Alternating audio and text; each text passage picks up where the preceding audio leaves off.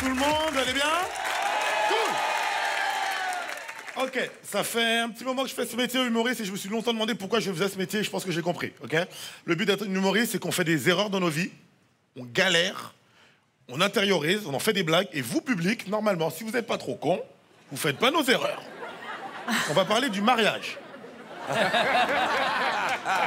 on va en parler un peu. On va en parler un petit peu. J'ai failli me marier. Le mot failli est important. J'ai failli me marier. Petit conseil, s'il y en a qui veulent se marier, je vois qu'il y a beaucoup de jeunes dans la salle. S'il y en a qui veulent se marier, juste vous mariez jamais, c'est pas ça le conseil, avec quelqu'un dont vous avez peur. Ça, c'est le conseil. Mon ex me faisait flipper. Elle me disait très régulièrement, si tu me trompes, je te tue.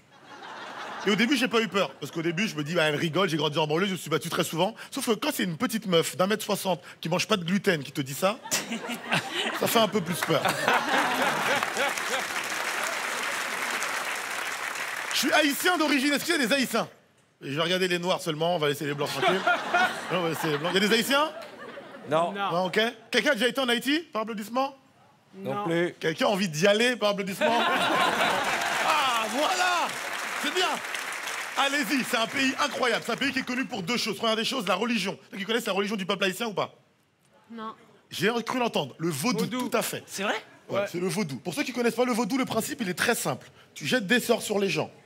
Les gens, ils te renvoient des sorts. Ah. C'est Harry Potter sans budget. Globalement, dans l'idée, c'est à peu près ça. Ce qui est incroyable en Haïti, c'est que tout le monde croit au vaudou. Dès qu'il arrive un truc négatif dans la vie d'un Haïtien, il pense qu'on lui a jeté un sort. L'Haïtien se remet jamais en question. C'est toujours de la faute des autres. J'y vais tous les ans en Haïti. Tous les ans, je vais en Haïti. Tous les ans, ma grand-mère, elle me dit, mon petit-fils, si je meurs demain, c'est qu'on m'aura jeté un sort. Mamie, t'as 102 ans.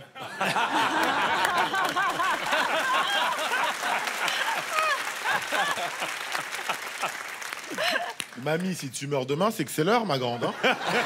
T'as 2 fois l'espérance de vie du pays. C'est déjà pas mal, je trouve, quand même. On continue sur Haïti, je vous fais découvrir un peu le pays. Autre truc particulier en Haïti, les Haïtiens, on a des prénoms originaux. Vous avez entendu comment je m'appelle? Vous avez vu comment je m'appelle?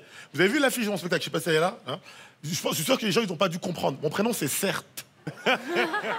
C'est le prénom que je porte depuis 35 ans. Ça s'écrit C-E-R-T-E.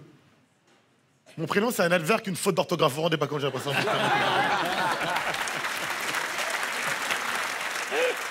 J'en ai voulu à mes parents de m'avoir appelé Certes toute mon enfance. Sauf que maintenant je suis adulte, c'est pas de leur faute à mes parents. En Haïti, c'est culturel d'avoir des prénoms comme ça. Moi, j'ai un grand-père qui s'appelle Lérisson.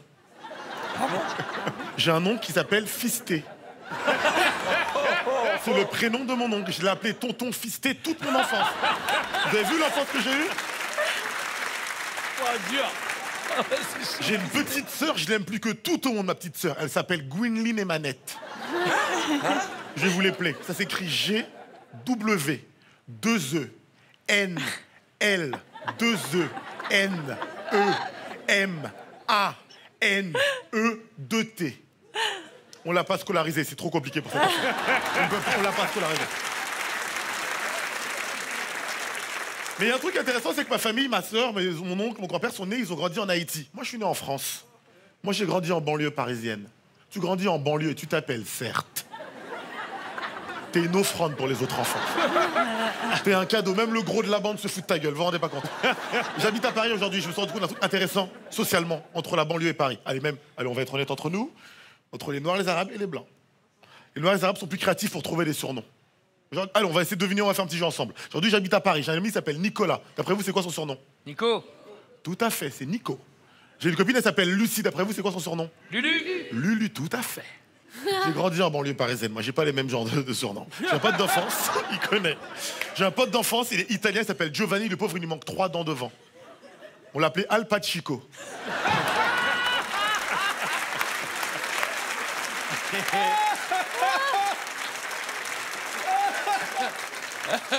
Moi, on m'a appelé Certes-Fesses toute mon enfance.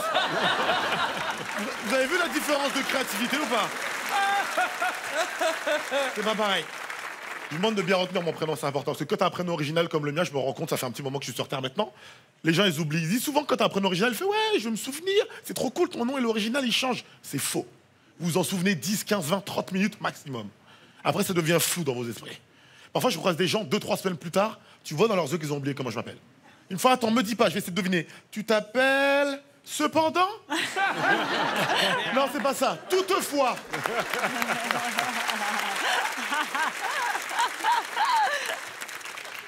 Une fois, il y a un mec qui m'a appelé 8. Dans sa tête, il a fait certes, 7, 8. Je lui ai jeté un sort, évidemment. D'ailleurs, j'ai fait des blagues parce que sur le truc des radins, effectivement, j'ai écrit un spectacle que vous avez vu sur l'argent. 1h15 sur l'argent. J'ai un spectacle de 1h15 sur l'argent. Comme je vous ai dit, quand t'es humoriste, tu galères, tu fais des blagues et après tu le donnes aux gens. J'ai été gigolo quelque temps dans ma vie. Allez, on y va. Allez, on y va ou pas? On y va ou pas? Vous allez me juger ou pas? Ok. J'ai fait une école de commerce, j'ai emprunté 45 000 € pour payer mes études. J'arrivais pas à rembourser le prêt. J'habitais à Paris à cette époque-là. Et j'avais un ami dans ma vie qui s'appelle Boris. Boris, comment vous expliquer? Dans ma promo d'école de commerce, il y avait 300 élèves. 298 blancs et 2 noirs. Boris et moi. Je sais pas si c'est la gravité ou la pleine lune me devenue ami très rapidement. Je pourrais pas vous expliquer pourquoi. Là, je suis que ami avec Issa. Je sais pas pourquoi, je pourrais pas vous le dire. Je sais pas, on a un poids commun. Sauf que Boris, vous avez forcément un Boris dans votre vie. C'est le genre de personne dans ta vie pour qui les lois, c'est pas si important. Vous voyez ce genre de personne? Boris, c'est le genre de mec, quand tu sors en soirée, ta meuf, elle est pas rassurée. Et souvent, ta copine, elle a raison de pas être rassurée. Je vous donne un exemple de phrase de Boris. Un jour, Boris, il m'a dit, tu sais, mec, pour moi, la fidélité, c'est comme un feu orange. Tu regardes à gauche, tu regardes à droite. S'il y a personne, t'y vas. Vous voyez ce genre de personne-là ou pas? Ouais. Vous voyez? Je suis à moins 45 000 €, mentalement, je suis faible, j'ai Boris dans ma vie. Il me dit, mec, arrête de penser à l'argent. L'argent, il est partout, arrête de penser à l'argent. Il me dit, d'ailleurs, sache un truc, mon gars. Dans la vie, on peut pas tondre un œuf. Boris, c'est Confucius du ghetto, un petit peu. D'accord. Il invente des expressions, je vois un peu. Il me donne rendez-vous dans un bar à Paris, dans le 16e arrondissement de Paris, ambiance old school. Il me dit, tu vas là, tu te détends et tu verras. J'arrive dans le bar, il n'y a que des femmes blanches de 50 à 80 ans. C'est là que j'ai compris que quand il disait old school, il parlait pas de hip-hop. C'est pas Dr. Dre qui avait à l'expression-là. Je rentre dans le bar, je regarde les autochtones autour de moi. Boris, il va aux toilettes, il me laisse tout seul, je m'installe au comptoir. Il y a une dame, 70 ans, bien habillée, dentition complète. Elle arrive, elle s'installe juste à côté de moi, elle me regarde, elle me dit « Est-ce que tu veux boire un verre ?» J'accepte, je suis une michto. Au bout de quelques minutes, elle me regarde droit dans les yeux. Elle me touche la main. Et elle me dit « Ça te dit de passer la soirée avec moi pour 800 €? » Je vais être très honnête avec vous. La première question que je me suis posée, je me suis dit « Pourquoi 800 €? » J'ai fait une école de commerce, j'ai analysé le marché, je me demandais par rapport à mes concurrents, j'ai fait un soin, tu connais. Force, faiblesse, opportunité, menace, tu analyses le marché un minimum. Quelqu'un a déjà une proposition tarifaire contre son corps? Quelqu'un a déjà une proposition tarifaire contre son corps ou pas? Faut savoir. Non? Il n'y a qu'à moi que ça arrive, genre de trucs-là? Je vais être très honnête avec vous. Quand on te propose de l'argent et que tu es en galère de thunes, tu réfléchis. C'est ce qu'on appelle un dilemme. Tu dis pas oui, tu dis pas non, tu réfléchis. C'est comme si tu as un démon et un ange sur l'épaule. Vous voyez un peu l'image? Et les deux te donnent des conseils. Sur l'épaule gauche, j'ai un démon qui me dit « Baisse-la, baisse-la, baisse-la, baisse-la. » Dernièrement, il y a mon pote Boris qui me fait « Baisse-la, baisse-la, baisse-la, baisse-la. » Je fais « D'accord, j'ai compris le conseil. » Épaule droite, j'ai un petit ange. Ce petit ange, c'est ma mère. Heureusement que ma mère était là ce soir-là. Elle m'a dit « Mon fils, 800 €, baise-la. »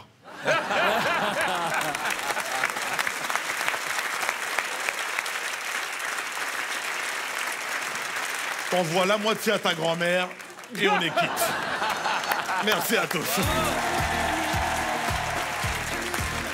Bravo, Serge. Bien, bien, bien. Eh, super, Serge, bravo. Ça vous a plu? Allez le voir sur scène. On m'avait dit que c'était génial. Si vous voulez savoir si j'ai baisé la vieille, venez voir le spectacle.